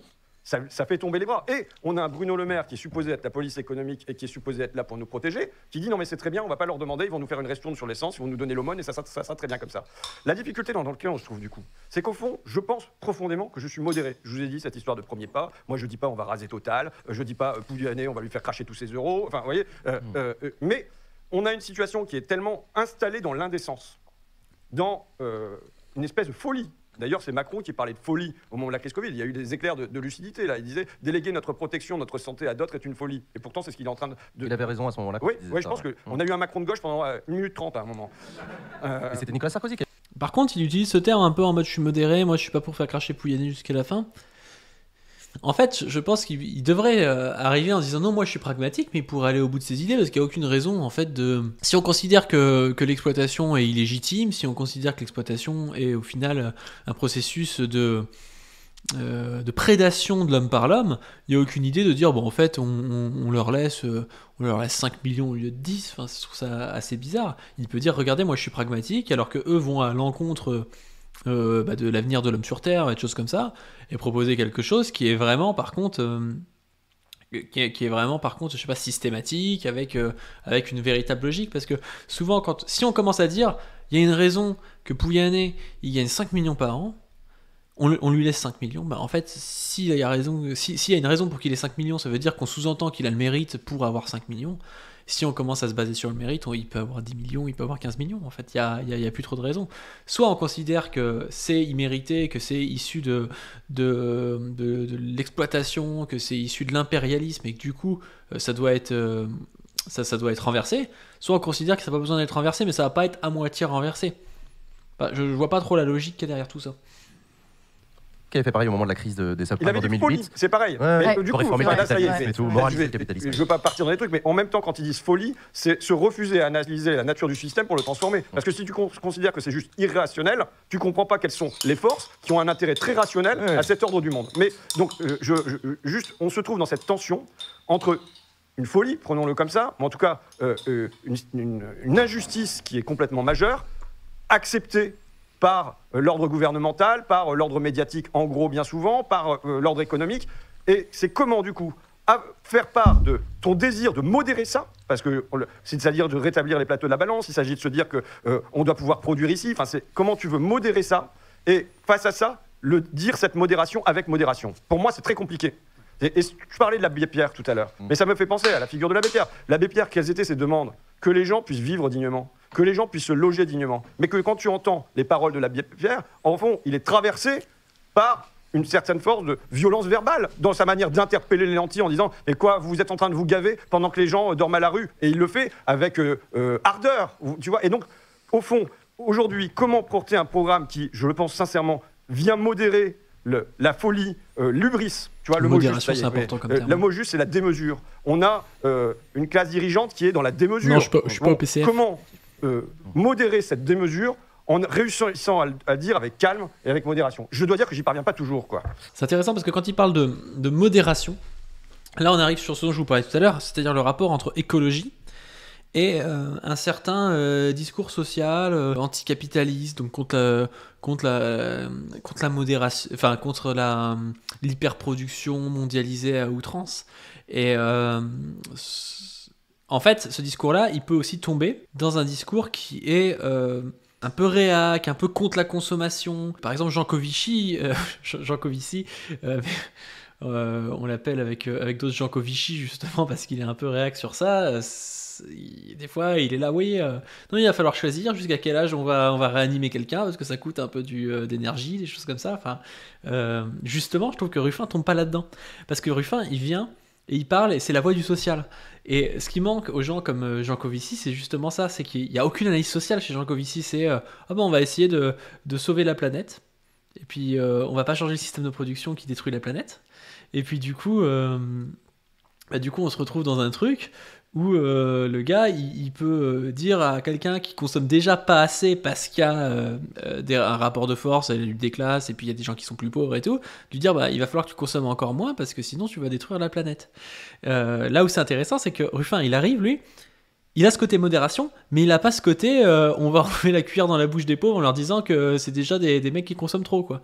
Donc je trouve que Ruffin, c'est vraiment le type de personne qui pourrait s'allier avec des écolos de manière intelligente. Il le fait déjà dans la France Insoumise, mais je pense qu'il faudrait continuer à développer ce truc-là, c'est-à-dire le local à la fois de manière de réindustrialisation, à la fois pour que les gens puissent vivre bien, et à la fois contre le libéralisme économique mondialisé, et puis à la fois contre la production mondiale de plein d'artefacts qui détruisent la planète et tout ça, quoi. En plus de ça, quand t'as pas une production locale, tu peux très difficilement avoir une production qui est éthique et vraiment surveillée, parce que quand t'achètes une banane qui vient du Brésil, c'est plus compliqué de savoir ce qui a été mis dedans, enfin que quand c'est un truc qui est juste à côté de chez toi, quoi. Jean Covici, super joueur de jeux de gestion, c'est un peu ça, quoi. C'est quand même fou quand tu lis Jean Covici. Il n'arrive pas à dire oui, mais bon, au bout d'un moment, il va peut-être falloir sortir du capitalisme aussi, quoi. S'industrialiser, oui, mais avec quelle énergie? Alors là, on rejoint Jean Covici avec l'énergie nucléaire, non, avec l'énergie nucléaire, avec des énergies renouvelables. Je suis pas spécialiste de tout ça, mais je pense qu'on peut ne pas refuser de s'industrialiser. Après, c'est normal, Jean Covici ne parle que de politique écologique selon moi. Bah oui, mais c'est toujours le problème d'avoir une vision un peu non holistique des choses. C'est-à-dire que si tu parles que d'écologie, ou si tu parles que, je sais pas, que de santé, tu peux parler que de santé, c'est très bien de parler que de santé, mais en fait, si tu parles que de santé, tu oublies que la santé des gens, elle est relative aussi à leurs conditions de vie. Et la condition de vie, elle est relative à la politique du pays. En fait, dans un pays, tout est lié à la politique aussi. Donc on peut pas vraiment juste parler d'écologie. La démesure, ça me permet de faire allusion à un de vos intérêts. Vous avez publié il y a quelques années un livre qui s'appelait Leur progrès et le nôtre, sur la question de la démesure technologique.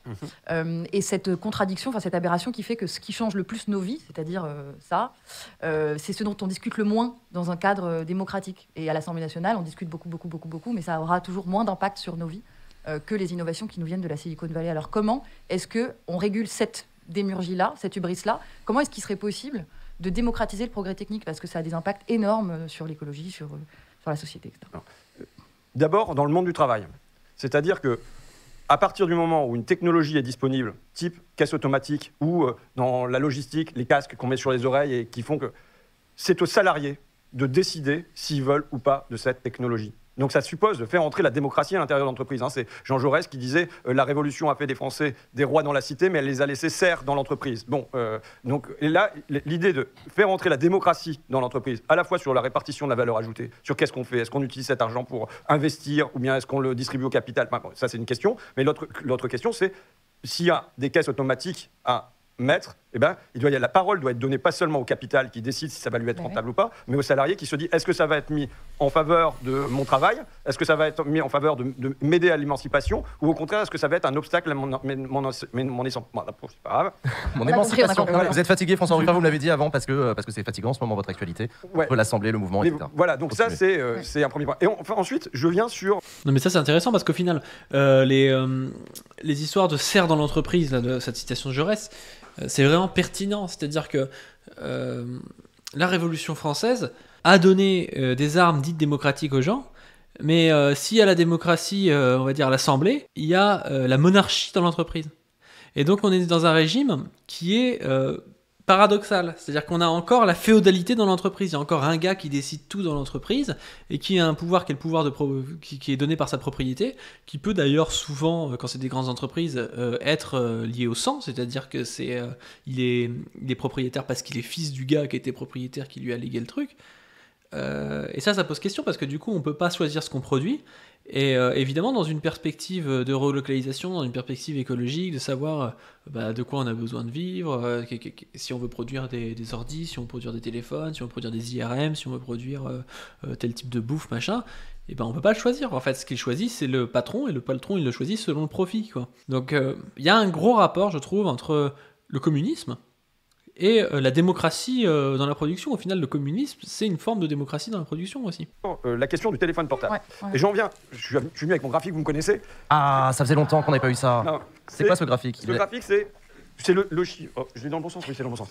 C'est le déficit commercial de la France. Parce que là, on parle des 12 milliards d'euros possibles qu'on va avoir avec les retraites. Et donc, il s'agit de lutter contre ces 12 milliards d'euros. Le déficit commercial qui est tombé hier, c'est 164 milliards d'euros de déficit commercial. C'est-à-dire, c'est un gouffre gigantesque. On importe beaucoup plus.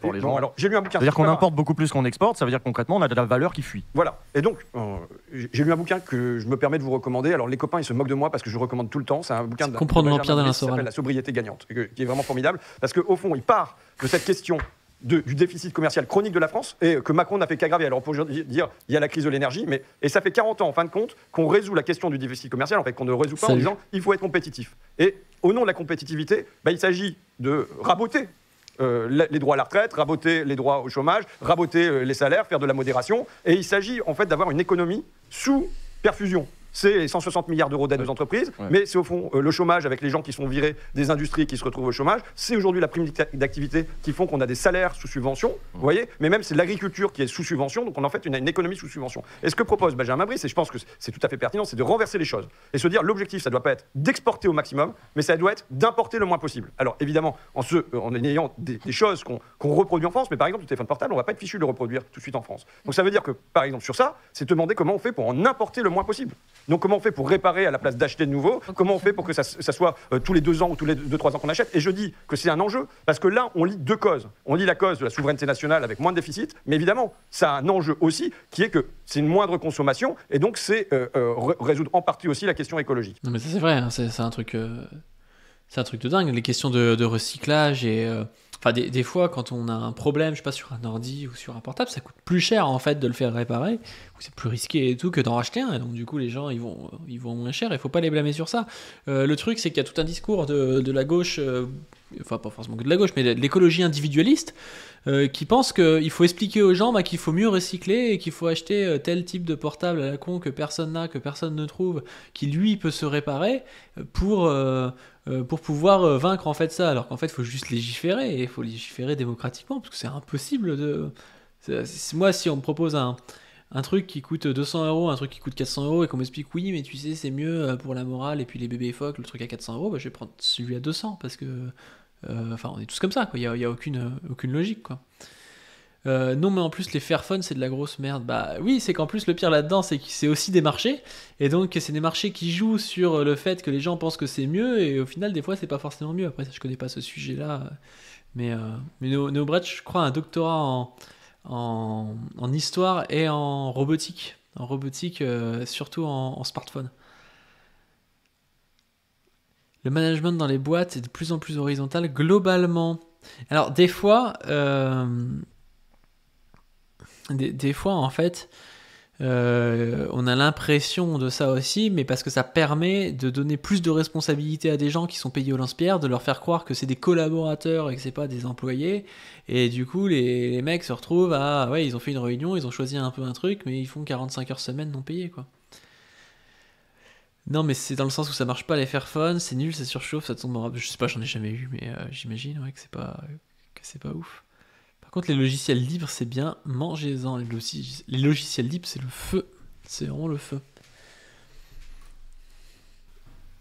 La question sur la technologie fait le lien avec ce qu'on disait tout à l'heure sur les travailleuses du porno, sur les livreurs Deliveroo. C'est une super émission, c'est vraiment incroyable. D'ailleurs, moi, si j'étais vous, je financerais. Voilà, youti.io/Jean Massier, participez au financement de Backseat. On arrive sur les toutes dernières questions. Usul. D'accord. Bah, tu parlais tout à l'heure du fait que les travailleurs pourraient regagner en effet du pouvoir dans l'entreprise. Il y a des pays dans lesquels les travailleurs ont un peu plus de pouvoir, ou un peu des contre-pouvoirs. Nous, on les a sapés vraiment, ces contre-pouvoirs dans l'entreprise.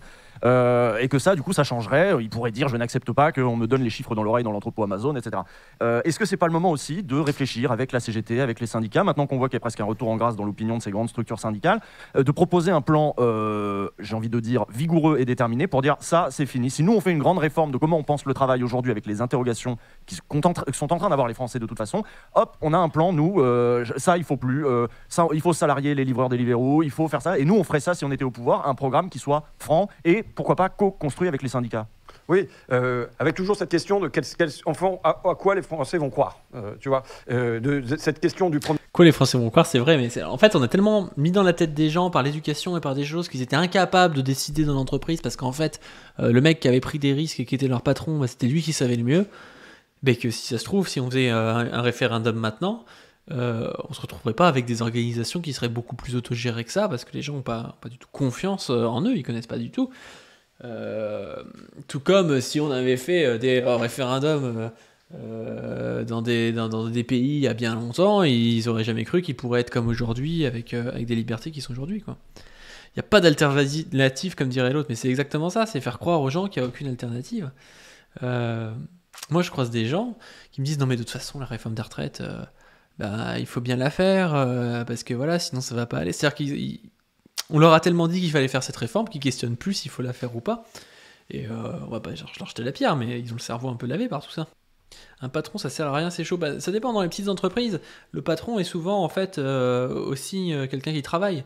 Donc tu prends un mec qui a une boulangerie, il fait son taf à fond. À la limite, des fois, c'est plus pernicieux parce que vu qu'il fait son taf à fond, des fois, il peut profiter aussi des employés parce que les employés, ils se rendent compte qu'il y a du boulot et que le mec, il fait pas semblant et que vu que c'est la crise et qu'il a des charges et je sais pas quoi, bah faut bosser plus. Mais ces mecs-là bossent de ouf. On peut pas dire le contraire, quoi. Tu prends la moitié des mecs qui ont vraiment des toutes petites entreprises, ils sont pas là à rien glander, mais plus on monte dans les trucs plus grands, plus le droit de propriété en fait est lucratif et il est rémunéré, quoi. Et c'est ça qui est totalement incompréhensible, quoi. C'est des gens vraiment parasites, quoi, au bout d'un moment. Je bosse dans un inter, il sert à rien le mec. Non mais tu bosses dans un inter, d'accord, tu bosses pas dans une boulangerie, mais oui, dans un inter, oui. Par contre, oui, si tu vas au bureau de tabac ou un truc comme ça. Après, il y a des mecs aussi qui ont plusieurs bureaux de tabac et eux qui profitent de ouf de leur droit de propriété. Dans le cas d'une petite entreprise, on peut avoir le problème du gars qui dédie sa vie à son entreprise et qui attend la même chose de son employé. Bah oui. Et c'est compliqué hein, quand t'es employé de gars comme ça, je pense. Des entreprises qui font toujours en sorte de donner une promotion au teubé qui va bien perpétuer leur management débile. Bah oui, toujours, les boomers ne comprennent pas, ils pensent qu'Elon Musk mérite. Ah oui, non mais c'est ça le pire, c'est que ils ont intégré des trucs et puis eux, ils ont aussi certains avantages, les boomers, c'est-à-dire que ils ont eu des salaires qui étaient meilleurs, souvent, ils ont accédé à la propriété, parfois ils en ont plusieurs qui peuvent louer et tout. Forcément, ils sont réactionnaires. Même sans le vouloir, enfin, c'est des gens qui ont tout intérêt à perpétuer le système en place. Pas forcément réactionnaires, ils sont plutôt conservateurs, quoi. Ils n'ont pas intérêt à mettre un grand coup de balai, quoi. Premier pas qui fait qu'ils se disent pas bon bah ils sont en train encore de nous vendre du vent. Mais le programme commun, il était pas. Il y a des Français qui. Enfin, voilà, mais je pense que faut installer les idées. Je pense que les expériences répétées, en particulier de la gauche au pouvoir, ont fait baisser le niveau d'espérance et ont fait élever le niveau de cynisme ou de méfiance au moins. Oui. Tu vois. Mais là, ça rendrait concret le truc parce que là, on est toujours sur les grands débats au matin de France Culture. Il faut repenser le travail, machin. Mais il y a jamais de truc concret. Concrètement, puisque tu parles de Deliveroo, je veux dire, moi, je salue la victoire de ma collègue Leïla Chebbi au Parlement européen. Concret. Ben oui, c'est du concret. C'est-à-dire que maintenant, il y a les livreurs, Uber, Deliveroo et compagnie, il y a une présomption de salariat, ça veut dire qu'il y a à payer des droits au chômage, il y a des droits à la retraite, il y a des droits à la sécurité sociale, dont tout ça, ils étaient exclus auparavant. Et il faut signaler ce qui se passe quand même, qui est pour moi un espèce de renversement. C'est que c'est par l'Union européenne, là, que vient un progrès social auquel s'oppose... Par un commissaire social-démocrate, je le dis. Oui, mais auquel s'oppose de toutes ses forces. Borne quand elle était ministre du Travail, maintenant Borne Premier ministre, et Emmanuel Macron en une espèce de lobbyiste des plateformes. Donc on est à front renversé, parce que jusqu'à maintenant on disait c'est l'Union européenne qui bloque le progrès social. Là on est dans une Europe où c'est la France qui devient force bloquante de possibles progrès. Dernière question, François Ruffin. Les personnes qui nous écoutent. Dans le chat, Napoléon Bonaparte est un immonde bonapartiste. Les études montrent que le style managérial qui a le meilleur rapport satisfaction-production, c'est un style démocratique avec une hiérarchie formelle. Et bien ça, je pense que je ne savais pas que c'était comme ça, mais ça ne me choque pas. Et il y a des livres intéressants, notamment je pense au droit à la ville d'Henri Lefebvre, qui parle de choses du style, c'est-à-dire que évidemment que le capitalisme, on peut pas le nier, a permis un développement sans précédent de la production à un moment donné, mais au bout d'un moment il devient un frein aussi à la production par des règles archaïques et des choses par exemple Henri Lefebvre il dit c'est très bien que le capitalisme a permis le développement de certains trucs, mais de certains systèmes d'échange, de production et des choses comme ça, mais qu'au bout d'un moment, ça devient très compliqué qu'au lieu de pouvoir accéder, je sais pas, à, par exemple du pain, il faille passer par un livreur de pain qui peut te dire non, qui peut être qui peut avoir une concurrence avec d'autres gens, en fait que ça complexifie le truc d'une manière un peu trop grande parfois, et que qu'à un certain niveau de développement humain, si vous voulez, ça n'a plus tant d'intérêt que ça, et que c'est plutôt un frein qu'un accélérateur, quoi. Il faudrait que je retravaille un peu tout ça pour vous expliquer ça plus longuement, mais c'est assez intéressant, c'est-à-dire que c'est ce que les marxistes appellent la contradiction qu'il y a dans le mode de production capitaliste, c'est-à-dire que le mode de production capitaliste produit par ses propres lois une crise en étant tendanciellement un frein à son propre but, quoi. Il arrive à développer des choses et à demander de plus en plus de production, mais dans le même temps, il est en train de se freiner de plus en plus parce qu'il faut faire des choses qui sont incohérentes par rapport au développement de la production, quoi. Je pense que je suis pas très très clair sur ça et je pense qu'il faudra que je le retravaille, mais c'est vraiment un sujet qu'on doit pointer du doigt, parce que les gens vous disent souvent oui mais le capitalisme ça marche. Oui évidemment que le capitalisme ça marche dans certains pays, notamment les pays en développement, mais au bout d'un moment ça peut aussi ne pas marcher. En fait ça dépend de ça dépend du niveau de développement d'un pays et ça dépend du degré de progrès historique et des choses comme ça. Néo Brecht qui dit l'exemple le plus frappant c'est les brevets avec les vaccins, mais par exemple, c'est-à-dire on vous dit oui le capitalisme a permis de développer des vaccins et tout, sans le capitalisme tu serais crevé sans fin. Oui d'accord, mais aujourd'hui les pays produisent des vaccins, mais on peut pas vacciner tout le monde à cause des capitalistes. C'est quand même bizarre, quoi. Ok, peut-être qu'au 19e siècle c'était un accélérateur, mais aujourd'hui ça commence à être un petit peu gênant. C'est pareil quand vous produisez, je crois qu'il y a 2 fois la production d'alimentation dans le monde par an. C'est-à-dire qu'on peut nourrir 2 fois la population mondiale et on en jette la moitié. et tout le monde est pas nourri. C'est quand même dingue. Ça veut bien dire que le système de production, en fait, n'arrive pas à atteindre son but, c'est-à-dire à produire pour tout le monde, quoi. Donc c'est un système qui est fondamentalement contradictoire, le capitalisme. Le problème, c'est le problème de l'anarchie du système de production. Bah oui, c'est ça. Mais c'est pas forcément obligatoire qu'un système de production soit anarchiste, quoi. Si vous avez un système de production, surtout à l'heure d'aujourd'hui, qui est capable, avec des intelligences artificielles, avec des mecs qui calculent et tout, qui sait à peu près combien il faut, je sais pas, de farine par an à produire, combien il faut de blé à produire, qui calcule qu'avec une incertitude de 3%, parce que s'il y a jamais des stocks qui sont perdus, on doit produire tant, bah on produit tant. Il n'y a pas de souci, il n'y a pas besoin de produire 2 fois plus, donc de baiser la planète, et en plus de ça, de ne pas donner de farine à tout le monde, parce que y a un certain qui ne va pas payer. Ça paraît assez dingue. On jette la moitié de la bouffe. Mais je crois que c'est ça, bon, on peut regarder si vous voulez. Nourriture, jetée... Je sais pas si ça va marcher avec jeter, tu vois, ça peut être aussi perdu, mais j'avais lu des statistiques comme ça. Estime qu'un tiers de la nourriture est perdue ou gaspillée le long de la chaîne alimentaire dans la production de la consommation. Bon là ils disent un tiers, mais que ce soit un tiers ou pas, si vous voulez, c'est totalement dingue, quoi. Vous avez des gens qui meurent de faim encore en 2023 dans le monde, et sous prétexte que ça coûte moins cher de jeter que d'amener cette nourriture aux gens, bah, on préfère jeter, quoi. Alors que, évidemment, si on produisait moins, au final, on utiliserait moins de pétrole, on aurait largement le pétrole, les ressources humaines et tout, pour ramener cette bouffe aux gens qui en ont besoin. Mais non, on le fait pas, parce qu'en fait, c'est pas le truc qui est le plus... qui rapporte le plus de profit. Ce qui rapporte le plus de profit, c'est de vendre à des gens, c'est pas donner de la nourriture à ceux qui en ont besoin, quoi.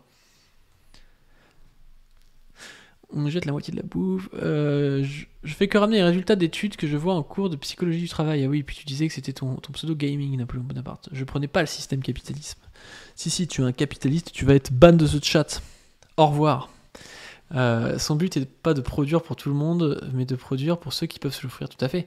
Tu relis cela à la baisse tendancielle du taux de profit.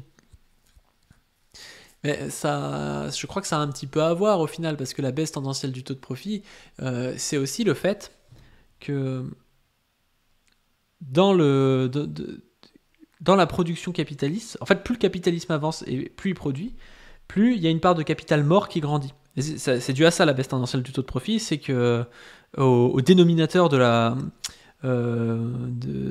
fraction qui est le taux le taux de profit, on a notamment le capital mort. Le capital mort, ça va être par exemple les machines, ça va être par exemple des trucs comme ça. Plus on augmente, plus le capitalisme avance, plus il a de machines et de capital mort par rapport au capital vivant qui est les employés qui va payer. Et donc, plus il met de côté en fait l'argent de l'économie, parce que le problème c'est que quand tu donnes pas de l'argent au capital vivant, quand tu le donnes pas aux gens, bah, ils réinvestissent pas et ils consomment plus. Et ça en fait c'est un cercle vicieux, parce que à terme il y a de plus en plus d'argent qui est concentré et qui est sorti de l'économie et qui est mis dans le capital mort. Et du coup, ben ça rend le système totalement contradictoire. C'est pour ça que tu vas avoir des gens après qui vont pas pouvoir se payer des trucs, alors même qu'on le produit. Donc ça a un rapport quand même, cette histoire de baisse tendancielle du taux de profit et du fait qu'on surproduit des trucs qui seront pas consommés parce que les gens ne peuvent pas se le payer, parce que l'argent elle est dans le capital mort ou dans le capital vivant, quoi. Un tiers, ça reste énorme. Mais oui, non, mais c'est... Enfin, je sais pas, c'est des chiffres qu'on nous apprend pas assez, mais c'est ces chiffres-là qu'on devrait connaître. Un tiers de la bouffe, c'est un tiers quoi, de la bouffe de toute l'humanité qui est jetée, quoi. J'ai travaillé en grande surface, le gâchis est sidérant. En plus, c'est interdit pour les employés de récupérer quoi que ce soit. Mais oui, c'est... Enfin, vraiment, ça fait mal au cœur, hein. T'as des trucs, tu pourrais les... Enfin, il y aurait plein de gens qui seraient très très contents de les récupérer, même si déjà c'est un peu indigent que des gens soient obligés de bouffer les trucs périmés des supermarchés, mais il y a des trucs, enfin sincèrement, moi si j'ai de la farine périmée chez moi, s'il y a pas de souci, je vais l'utiliser, quoi. C'est pas un truc très grave, quoi. Et bah non, on préfère jeter ça, et puis je crois qu'ils foutent en plus des produits dessus, genre de l'eau de javel pour pas que les gens les récupèrent, quoi. Le capitalisme est basé sur le colonialisme, sans lui, il galère, j'imagine. le capitalisme, oui, le capitalisme. Alors je sais pas s'il a toujours été basé sur le colonialisme, mais le capitalisme actuel est basé sur disons l'impérialisme plutôt que le colonialisme et la prédation de certains pays impérialistes sur d'autres pays. Et c'est comme ça aussi que ça permet de payer des meilleurs trains de vie aussi aux gens dans le pays et d'empêcher certaines révolutions parce que ça permet parfois de mieux payer l'ouvrier français parce que tu exploites d'autres mecs qui sont incapables de réagir dans leur pays. Après, c'est un tiers de la production qui est jeté avant d'être vendu. Ah oui, c'est assez fou. Écoute, depuis tout à l'heure, il y en a peut-être qui ont été convaincus par vos propos, qui se sont dit c'est vachement bien ce qu'il dit. Moi, j'aimerais bien qu'il soit utile au pays, etc. La politique française est ainsi faite que la prochaine fois qu'on pourra prendre un virage concret en politique, ce sera en 2027 à l'occasion de l'élection présidentielle. Qu'est-ce que vous leur dites à ces gens? Vous leur dites adhérer à la France insoumise? Moi, je leur dis, je pense que la démocratie, tu vois, je pense que tous les jours, elle se défend. Quand on fait pas quelque chose, c'est le pouvoir qui gagne et qui vient éroder la démocratie. Donc, si jamais ils doivent adhérer à un parti, c'est une solution. Mais je veux dire, défendre son collègue au boulot, c'est faire vivre la démocratie. Et voter pour vous en 2027, distribuer un tract, aller à la manif le samedi. Je veux dire, non mais alors après, je vais pas répondre à ta question, tu le sais bien. J'ai bien compris qu'on va aller mieux que ça, Jean. Mais il fallait que je la pose. Non, puisqu'on est dans un conflit social, dire que les conflits sociaux, traditionnellement, ils ont des débouchés politiques. Pour moi, mai 81, c'est le rebond politique de mai 68. 97, c'est le rebond, donc la gauche plurielle, Jospin, c'est le rebond de décembre 95. 2012, c'est Sarko, on l'a pas eu sur les retraites en 2010, eh ben, on prend notre revanche dans les urnes. Donc il est évident pour moi que dès aujourd'hui, il faut poser que à ce vaste mouvement social qui est dans le pays et à ce désir d'autre chose qui est encore plus ample. Il faut dire que nous devons construire un débouché politique à ça. La situation compliquée dans laquelle on se trouve, je termine parce que je vois que tu es pressé qu'on en finisse. Mais la situation compliquée dans laquelle on se trouve, c'est quand même que auparavant, disons que le débouché politique, il était automatiquement à gauche. Et c'est plus le cas aujourd'hui. C'est plus le cas aujourd'hui parce qu'il s'agit de dire qu'il y a un débouché politique pour des gens qui possiblement vont être dans la résignation, mais qu'en plus, le débouché politique, il est bien du côté de forces progressistes et pas du côté de l'extrême droite.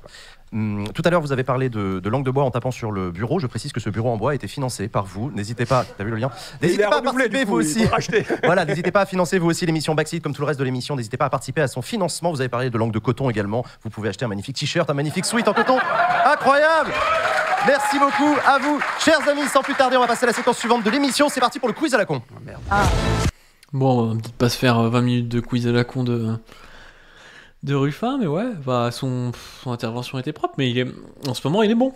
De toute façon, il est toujours bon, mais je veux dire, en ce moment, il est vraiment à l'avant-garde du truc, quoi. Parce que ça parle des retraites et que là-dedans, il est comme un poisson dans l'eau.